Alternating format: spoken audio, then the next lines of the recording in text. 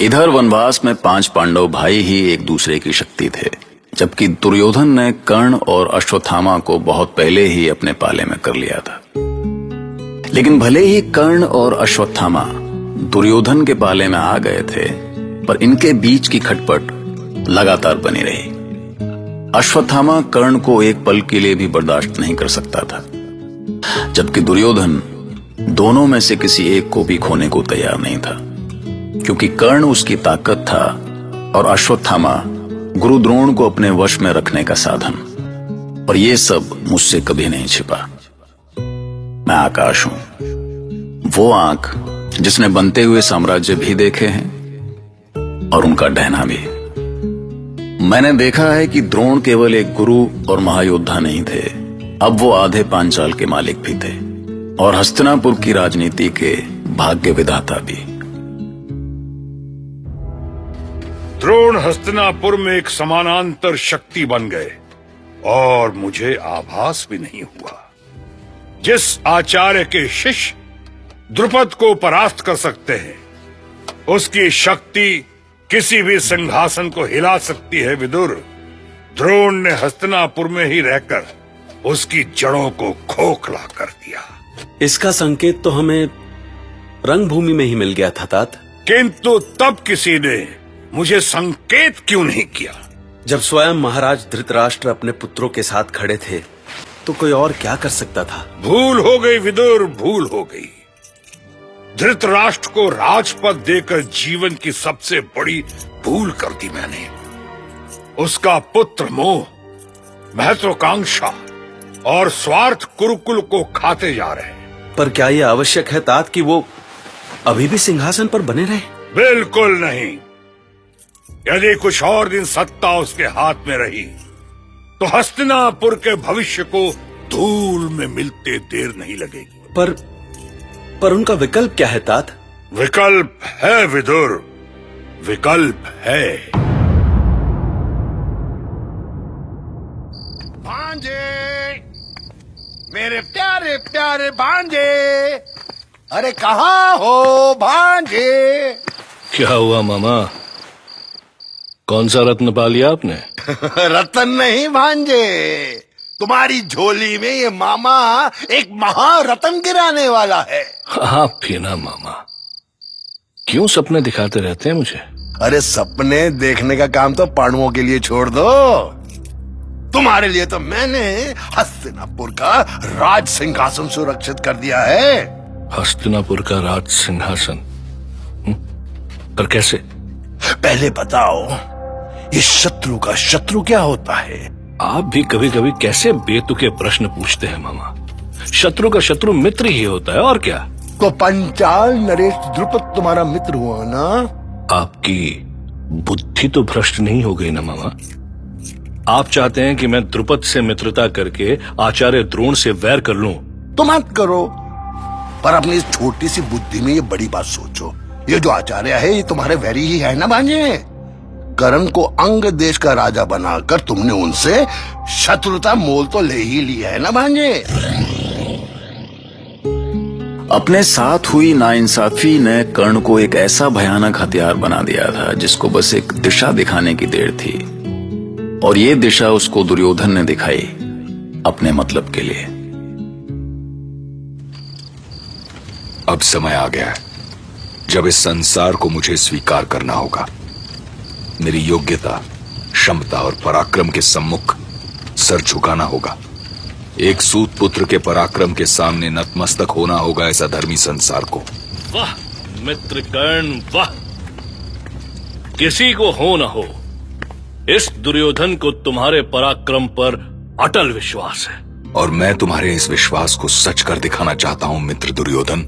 होगा मित्र, सब कुछ होगा। जैसे मैंने तुम्हें अंगराज बनाया है, वैसे ही एक दिन तुम्हारा ये पराक्रम मुझे कुरु सम्राट बनाएगा। तुम्हारे विश्वास के बदले में मैं इस संसार को तुम्हारे चरणों में झुका दूंगा। अवश्य मित्र, अवश्य। परंतु एक प्रश्न ने मुझे आश्चर्य में डाल दिया है। तुमने ये दुर्लभ युद्ध कला सीखी कहां से? कौन है तुम्हारा गुरु? क्योंकि आचार्य द्रोण ने तो द्रोण का तो आभारी हूं मैं, जिन्होंने मुझे एक नई दृष्टि दी। जाति और गोत्र के नाम पर मुझे शिष्य बनाने के बाद भी शिक्षा न देकर उन्होंने मेरे अंदर के विद्रोही को जगा दिया, और उस विद्रोह ने एक नए गुरु की खोज कर डाली, महागुरु परशुराम।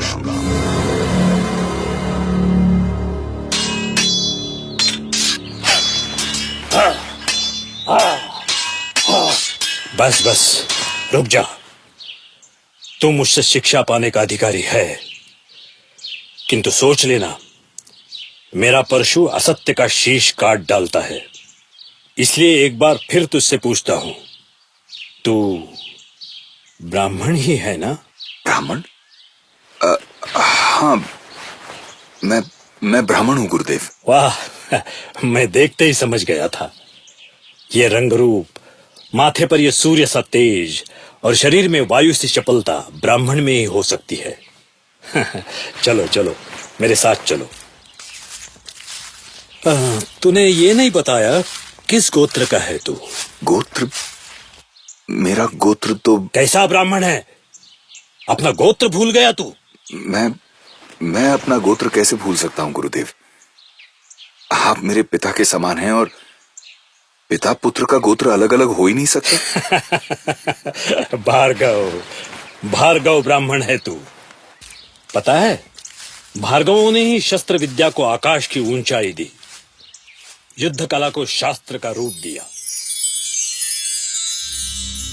इसका अर्थ हुआ कि तुमने गुरु परशुराम से झूठ बोला? क्या करता मित्र, क्या करता मैं?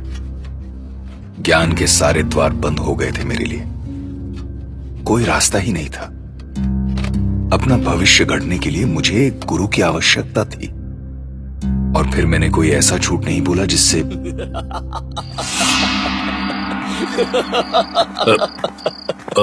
अश्वत्थामा, तुम यहां?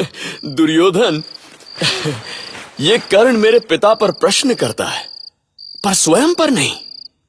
क्यों कर्ण, तुम्हें लज्जा नहीं आई गुरु से झूठ बोलते? पुरानी कड़वाहट भूल जाओ अश्वत्थामा। हर व्यक्ति अपनी सुविधा से सच या झूठ बोलता है, और बड़े लाभ के लिए छोटा सा झूठ बोलना भी पड़े तो कोई पाप नहीं होता। फिर तो मेरे पिता ने जो किया वो भी पाप नहीं था। किंतु उन्होंने अर्जुन के लिए अपना जीवन क्यों समर्पित कर दिया? ऐसा क्या है उस अर्जुन में? समर्पण, गुरु भक्ति। समर्पण, गुरु भक्ति? अरे मेरे जैसा समर्पण और गुरु भक्ति अर्जुन 100 जन्म लेकर भी नहीं पा सकता। मैंने गुरु परशुराम के चरणों में स्वयं को भुला दिया। किसी पुत्र ने अपने पिता की इतनी सेवा नहीं की होगी जैसे मैंने गुरु की सेवा की। ध्यान का संधान करो कर्ण, स्वयं को इतना केंद्रित करो कि लक्ष्य और तुम में कोई भेद न रह जाए। मुझ में और लक्ष्य में कोई भेद शेष नहीं गुरुदेव। तो अब बाण चलाओ।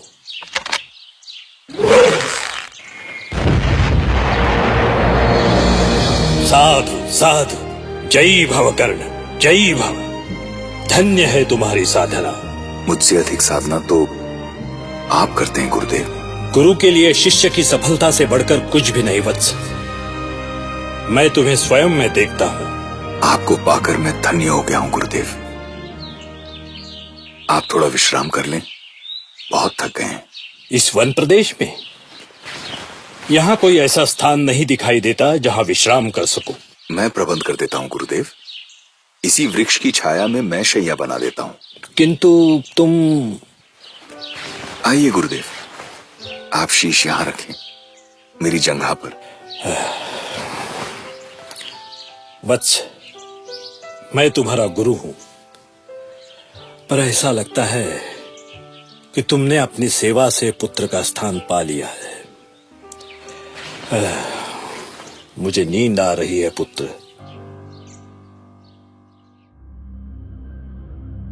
गुरुदेव को जल्दी ही नींद आ गई। फिर क्या हुआ? मैं नहीं जानता था कि जिसे मैं अपना परम सौभाग्य समझ रहा था, वो मेरे जीवन के सबसे बड़े दुर्भाग्य का क्षण था। पर ऐसा क्या हुआ? अचानक मेरी दाईं जंघा में चुभन सी हुई। मैं थोड़ा विचलित हुआ। लगा जैसे कोई शूल सा धंसता जा रहा है। असह्य पीड़ा होने लगी थी, पर मैं विवश था। झुककर देख भी नहीं सकता था कि वो क्या है।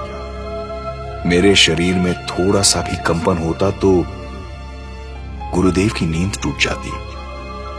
पीड़ा असह्य होती जा रही थी। जल्दी ही मैं समझ गया था कि वो कोई कीड़ा था जो धीरे धीरे मेरी जंघा का मांस खाता जा रहा था। ऐसी भयानक पीड़ा सही तुमने?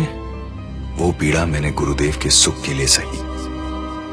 मुझे उसका दुख नहीं था, किंतु अचानक गुरुदेव की नींद खुल गई और उन्हें मेरी जंघा से बहता हुआ रक्त दिखाई दिया। ये क्या? रक्त? ऐसी भयानक पीड़ा सह गया तू? तू कौन है? बोल, कौन है तू?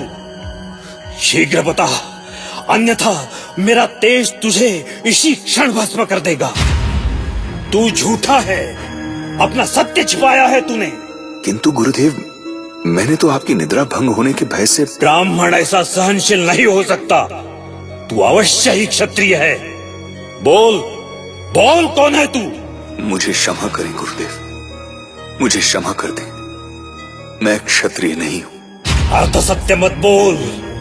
तेरे अश्रुओं से तेरा पाप नहीं धुल सकता। तू सत्य बताएगा या मेरे शाप का भागी बनेगा? मैं सूत पुत्र हूं, सूत पुत्र कर्ण, हस्तिनापुर के सारथी अधिरथ का पुत्र। सूत पुत्र कर्ण? पर तूने ये सत्य क्यों छुपाया मुझसे? यदि मैं सच बता देता तो आप मुझे स्वीकार नहीं करते गुरुदेव। अर्थात यदि मांगने से तुझे कुछ नहीं मिलेगा तो तू उसे चुरा लेगा? सूत पुत्र बोल बोल कर मेरा तिरस्कार किया गया गुरुदेव, और मैं इसका प्रतिशोध लेना चाहता था। प्रतिशोध? प्रतिशोध के लिए तूने मेरी विद्या को साधन बनाया? जा, मैं परशुराम तुझे शाप देता हूं कि जिस समय तुझे तेरी युद्ध विद्या की सबसे अधिक आवश्यकता होगी, उस समय ये तेरे काम नहीं आएगी। तेरे काम नहीं आएगी कोई विद्या।